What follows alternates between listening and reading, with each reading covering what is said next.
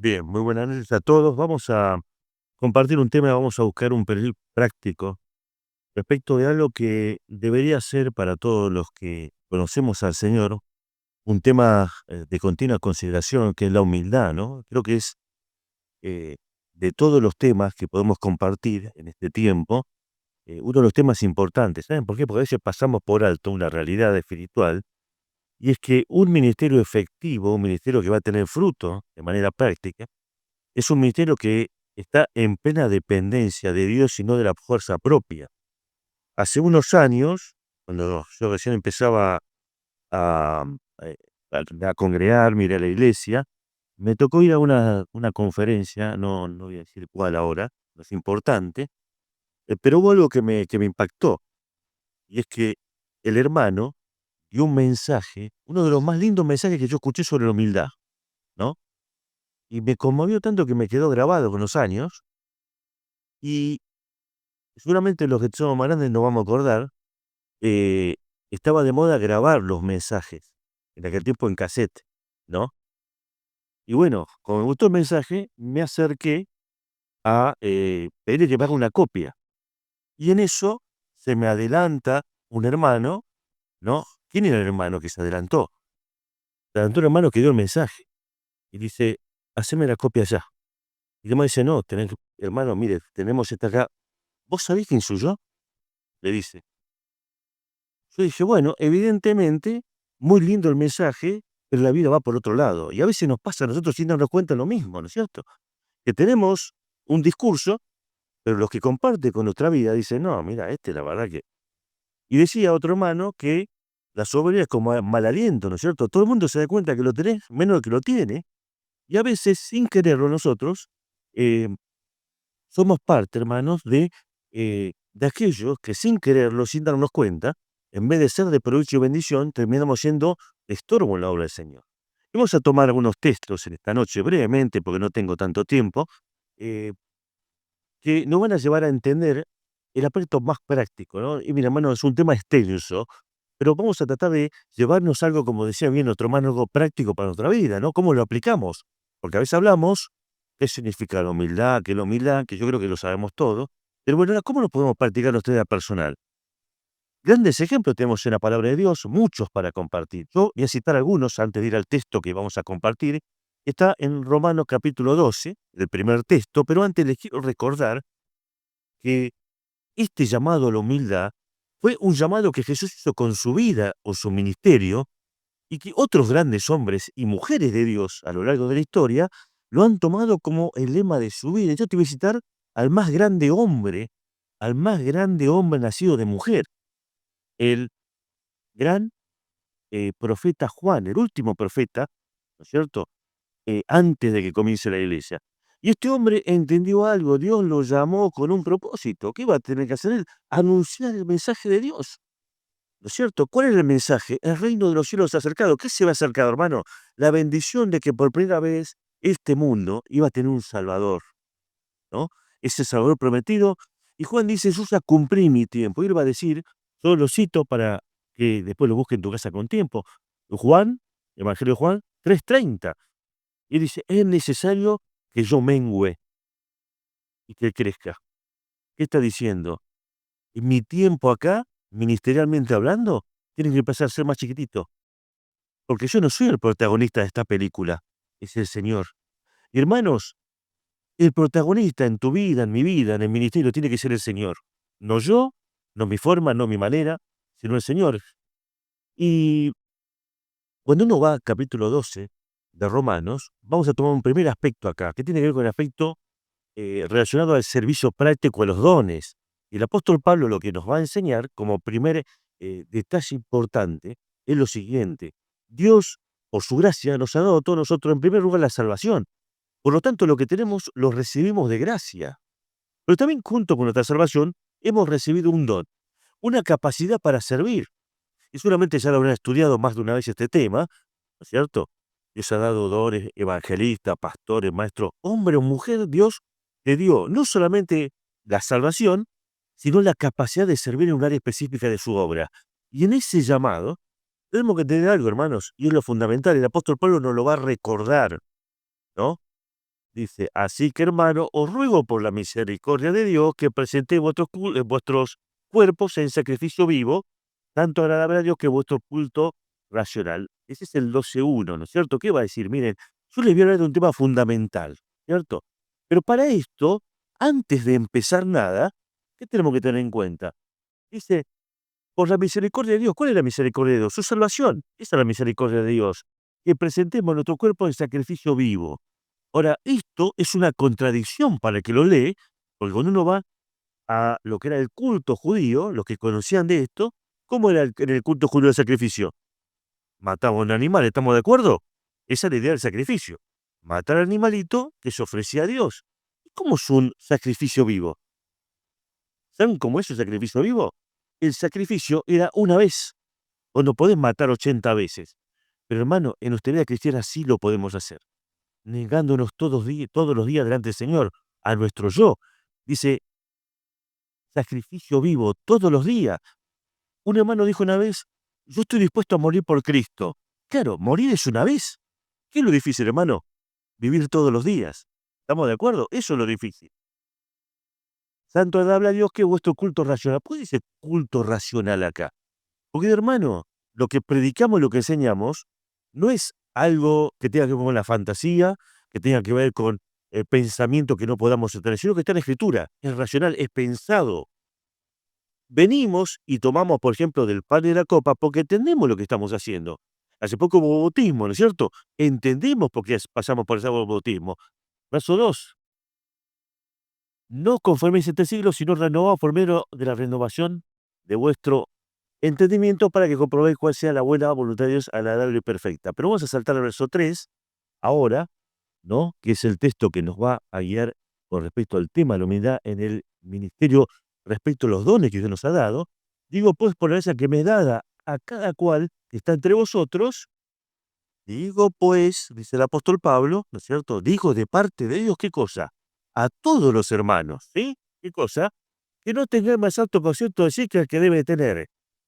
Ese ya es un desafío. ¿Por qué es un desafío, hermanos? ¿Cuál es el concepto que debo tener de mí mismo? Uno puede decir, bueno, yo, a ver, gano tanto, y uno se hace un ranking mental de cuánto vale, ¿no? Si yo te pregunto cuánto vales, y bueno, cada uno pues un precio diferente, ¿no? Si tuvieras que venderte a vos mismo, ¿cuánto vales? No, yo valgo 1.000 millones de dólares. Otro, no, son 20 pesos. No, no, ¿cuál es realmente el valor que tenés? Primero vamos a empezar por esto. Tenemos un valor en Cristo. ¿Cuál es el valor que tenemos? La sangre de nuestro Salvador. ¿Sí? Ese es el valor que tenemos para Dios. Pero acá viene el problema. Si yo me tengo que poner un precio a mí mismo, voy a ser subjetivo, pero sé lo que dice. No tenga más apto concepto sí que el que debe tener, sino que piense con cordura, conforme a la medida de fe que Dios repartió a cada uno. Hermanos, servir en la obra de Dios es un privilegio. Y el que no lo entiende, realmente está teniendo un corazón que no está de acuerdo a lo que Dios quiere. Es tener el concepto justo. ¿Qué somos todos, hermano? Todos acá. Personas salvadas por la sangre de Cristo. Pregunto, ¿alguno vale más que otro? No, por todo Cristo que pagó, su sangre. Y este es, hermano, no solamente la demostración más grande de su amor, sino la demostración, hermano, de que somos diferentes. Cuando uno dice, bueno, ahora va a pasar a tomar la palabra el doctor fulanito de tal. Cuando uno empieza a pensar desde ese ángulo, dice, claro, es doctor, el otro es albañil, ¿qué sabe? No, bueno, hermano, en la iglesia el Señor el título queda en la puerta, en la vereda. ¿Se entiende esto? Yo sé que es difícil entender esto, pero el mundo nos enseña que somos o valemos según lo que tenemos o nuestros logros. Pero cuando uno va a la Biblia, vemos lo contrario. Dice, sino que piense sí con cordura, conforme a la medida de qué? De la fe. Nuestro valor es uno, la sangre de Cristo, lo que pagó el Señor. Pero en la obra del Señor, nuestro verdadero rendimiento espiritual tiene que ver, hermanos, con nuestra entrega al Señor. Y cuando tenemos una vida de entrega al Señor, tenemos fruto. Y ahí va a explicar el tema de los dones, que no lo vamos a ver ahora, no es nuestro tema, sino en entender esto, hermanos. En primer lugar, tenemos que saber esto, que Dios demanda de todo lo que vaya a servir un corazón humilde.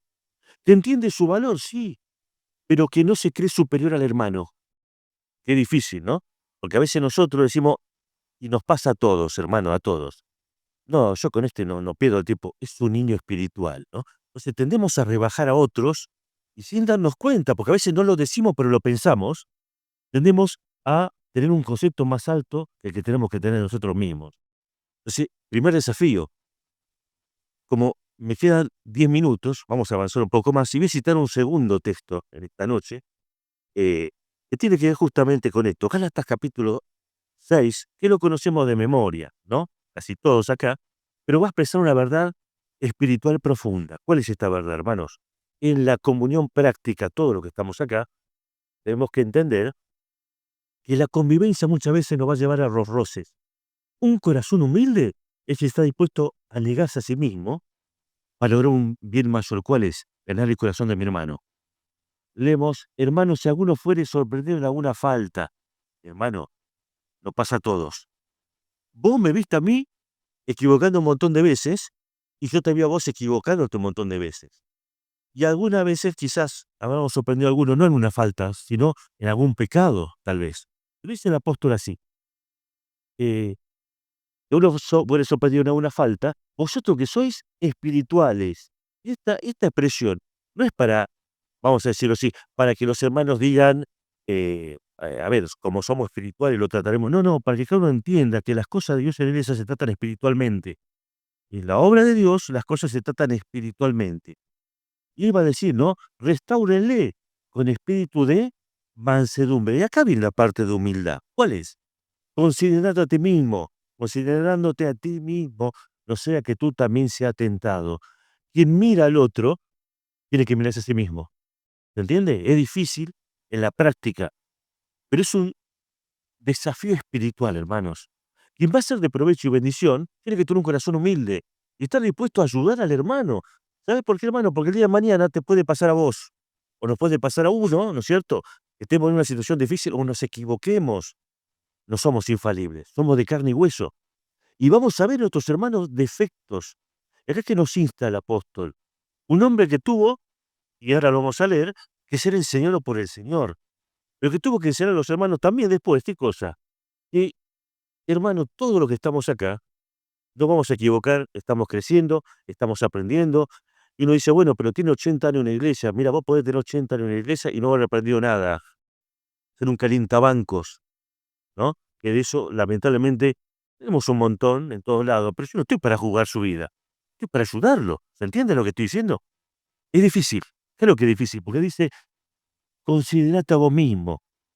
Segunda lección relacionada con la humildad, ¿cuál es? Hermano, el humilde ve en el otro a su misma persona. ¿Se entiende?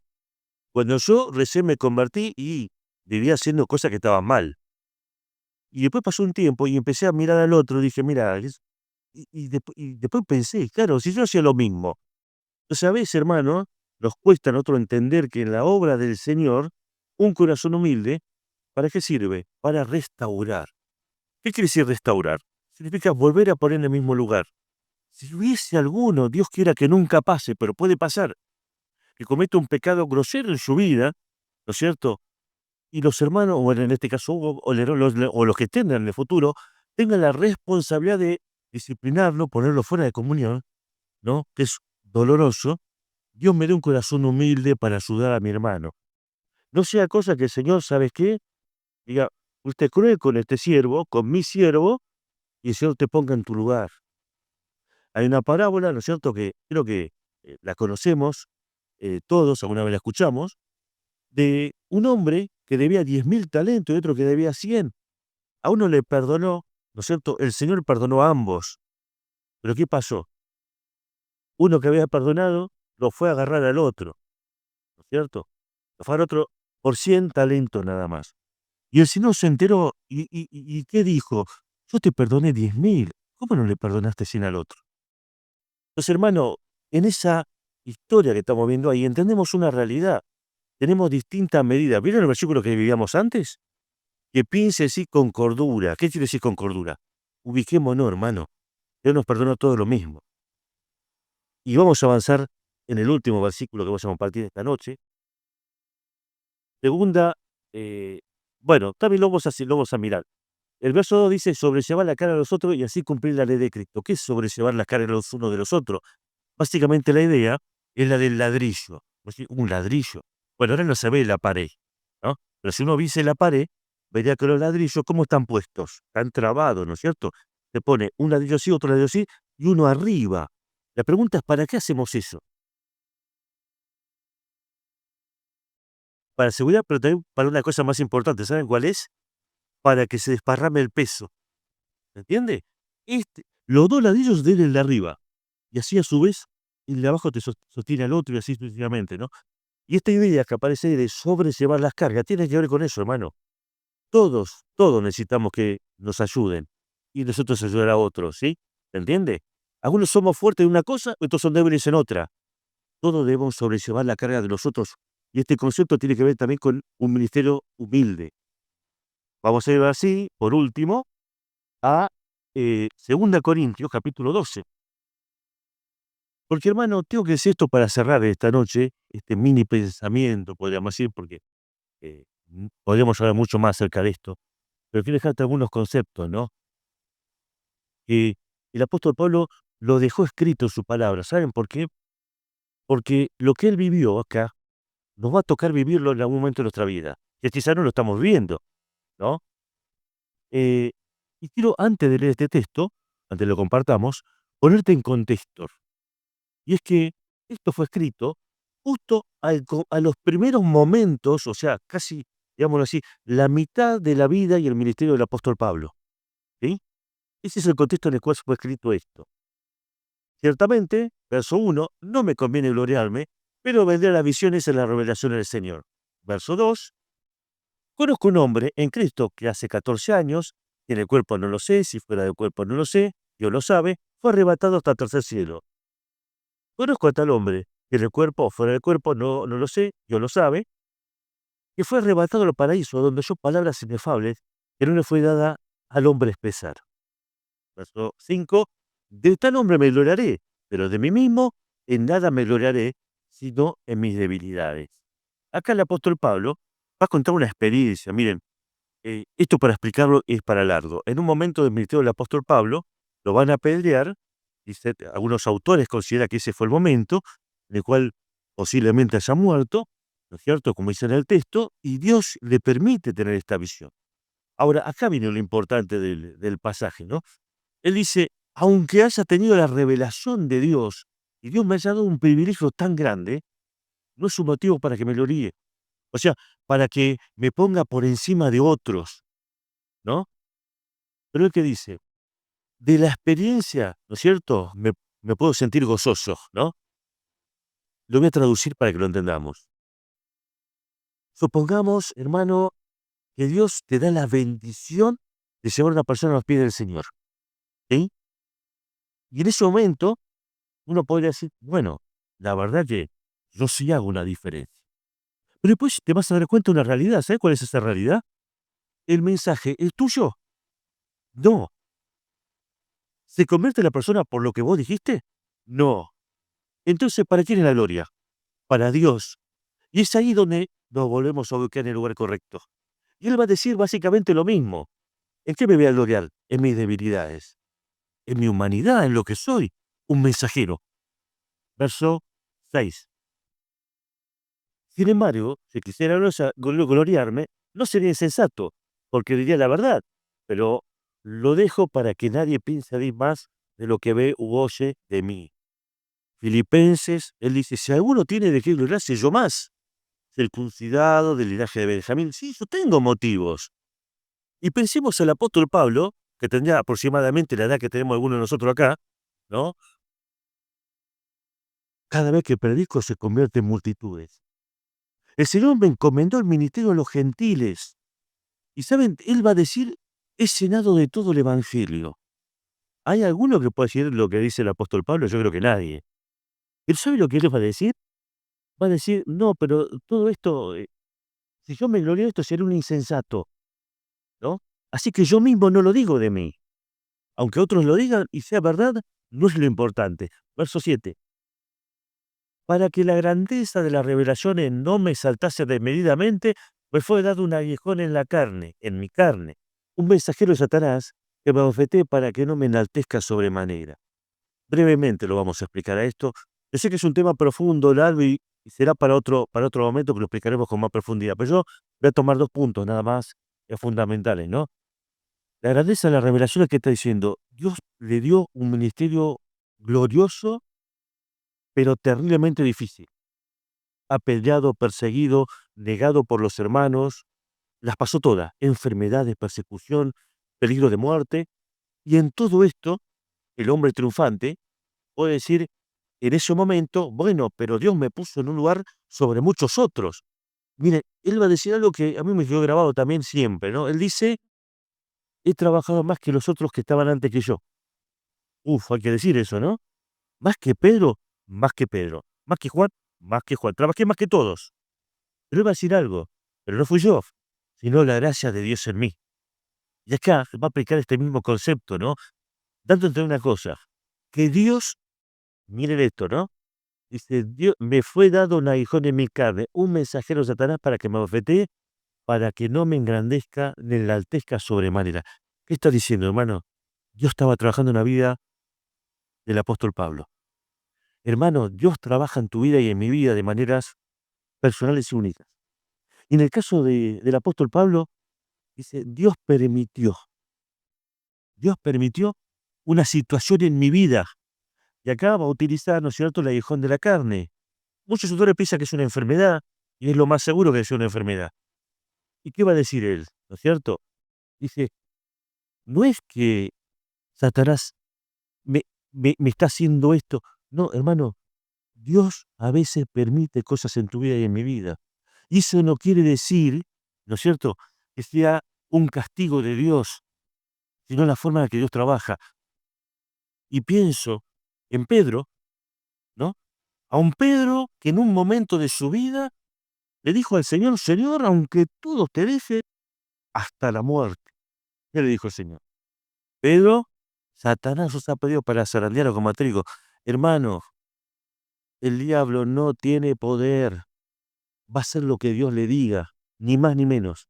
Así que hay una situación en tu vida que Dios va a utilizar en alguna circunstancia, Dios tiene el control, hermano, porque Dios trabaja en tu corazón. Porque si vas a ser de bendición y de provecho, seguramente el fantasma, ¿no?, de la soberbia, como dice él, puede estar ahí. Y el Señor sabe, hermano, cómo trabajar con tu vida y con mi vida. Me dice, para que no me enaltezca sobremanera. Y él va a decir en otro texto esta frase, no sea que siendo yo heraldo para otro sea eliminado. ¿Qué quiere decir? No que perder la salvación. No sea, cosa quiere decir que sea descalificado. Mire, hermano, yo conocí al Señor, bueno, yo mi conversión fue, quizá no fue una persona puntual. Pero vos imaginate esto en tu mente, que la persona que te llevó a los pies del Señor, un día se aparta de la fe. ¿Qué me dirías? Básicamente lo que dice el apóstol Pablo, yo llevé el evangelio a otros, no sea cosa que un día yo sea descalificado, no que me vaya al infierno, sino que el ministerio que recibí lo terminé desperdiciando, empeorando con un testimonio de mi vida. ¿Sí? Verso que sigue, y ya vamos terminando, respecto al cual 3 veces le he rogado al Señor para que lo quite de mí.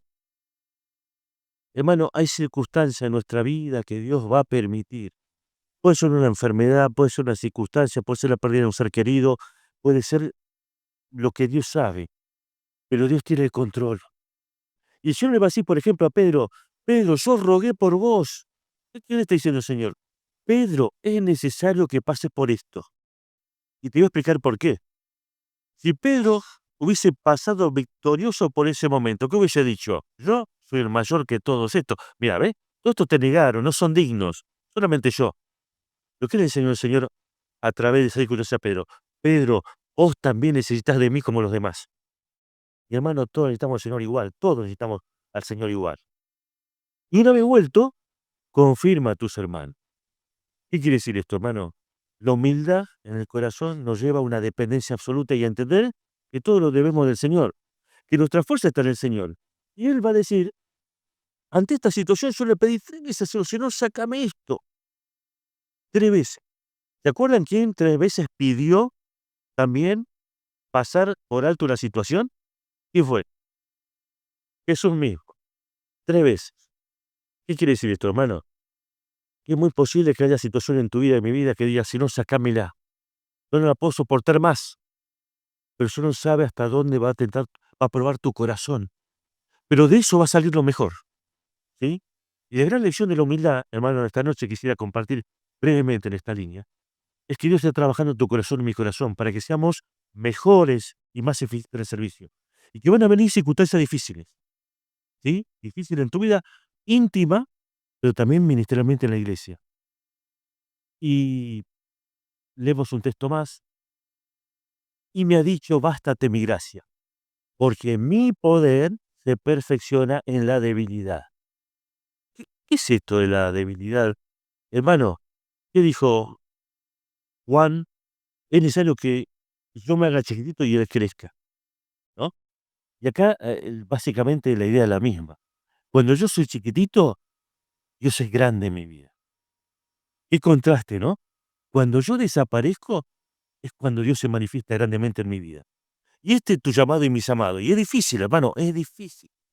Porque siempre tenemos el yo nuestro que quiere salir primero adelante. Pero cuando uno mira esto, Señor le dijo: "Bástate mi", hermano, Dios me dice en esta noche: "Bástate mi gracia". Y hermano, ¿la gracia de Dios es poquitita? No, es infinita. Es la provisión eterna de Dios.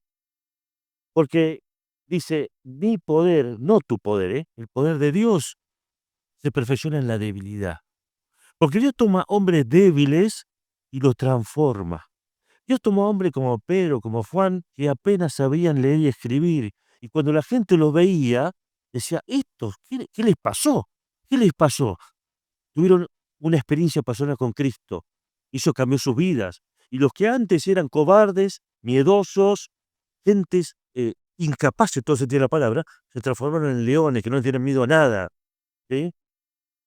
Por tanto, de buena gana me gloriaré más bien en mis debilidades para que repose el poder sobre mí, el poder de Cristo. Y este es nuestro desafío, hermano, en este tiempo, ¿no?, de ministerio. Y vamos a cerrar con un último versículo, ¿sí? Vamos a ir a Filipenses, porque vamos a tomar el ejemplo supremo, el de Cristo. Filipenses capítulo 2, ahí lo tenemos, 2:1. Por tanto, si hay alguna consolación, va a decir el apóstol Pablo, es un consuelo de amor, si alguna comunión del Espíritu, si alguna aflicción, si alguna misericordia, completar mi gozo sintiendo una misma cosa, teniendo el mismo amor, unánime sintiendo una misma cosa. Esto es para todos nosotros, hermano. Verso 3. Nada hagáis por contienda, por vanagloria, antes bien con humildad estimando cada uno como superiores al mismo. Verso 4. No mirando cada uno por lo suyo propio, sino cada cual también por lo de los demás. Haya pues, y cerramos con este pensamiento. Este sentir que hubo también en Cristo Jesús. La pregunta es: ¿qué es lo que sentía Jesús? Yo no, yo no, humanamente no, pero acá la Biblia sí nos dice qué es lo que sentía el Señor. El cual, siendo en forma de Dios, el Dios eterno, se hizo hombre. Y ahí nos demostró su amor. Porque siempre hablamos, ¿no es cierto?, de qué bueno sería buscar a las personas, pero el Señor lo hizo primero. ¿Y cómo lo hizo? Dice: el cual, siendo en forma de Dios, no estimó ser igual a Dios. ¿Qué quiere decir no estimó? Le pareció poco, porque me amaba tanto, que ¿qué dijo? Yo lo amo tanto que lo voy a ir a buscar. Verso 7. Sino que se despojó a sí mismo, tomando forma de siervo, hecho semejante a los hombres. ¿Qué quiere decir? El Dios eterno se hizo hombre y caminó con nosotros. Y estando en condición de hombre, se humilló a sí mismo, haciéndose obediente hasta la muerte y muerte de cruz. El Dios eterno se hizo hombre, caminó con nosotros. ¿Sintió lo que sentimos nosotros? Hambre, dolor, sed, ¿no es cierto? Caminó con nosotros. ¿Sabes por qué? Él está cerca de nuestra vida, de tu vida y de mi vida. Y de esta manera, el Señor se va a ser obediente. ¿Qué quiere decir obediente? Obedeció al Padre. ¿Y qué decía Dios? Todo hombre que peca merece la muerte. Y el infierno es una realidad. Es una realidad. Todo aquel que no tiene sus cuentas con Dios arreglada, la Biblia dice que el infierno es un lugar real, es un lugar eterno. ¿Y Cristo qué dice? Que estando en condición de hombre, se hizo obediente hasta la muerte. ¿Qué dijo Jesús? Él tiene una deuda. Yo, Carlos Fernández, tengo una deuda con Dios. ¿Qué dijo Jesús? Yo voy a pagar por él. Y eligió la muerte. Al principio hablamos de sacrificio. Esto fue el sacrificio que Dios aceptó. Y eligió la peor muerte. No existe, miren, y esto es una realidad científica, no existe peor muerte que la muerte que se llevaba a cabo en la cruz, una tortura terrible. Y está en verso 9, por lo cual Dios le exaltó hasta lo sumo, y le dio un nombre que es sobre todo nombre, para que el nombre de Jesús se doble toda rodilla de lo que están en los cielos, en la tierra y debajo de la tierra. Y toda lengua confiese que Cristo es el Señor para la gloria de Dios Padre. ¿Qué quiere decir? Jesús murió una sola vez, padeció una sola vez. Hoy Jesús quiere ser tu Salvador.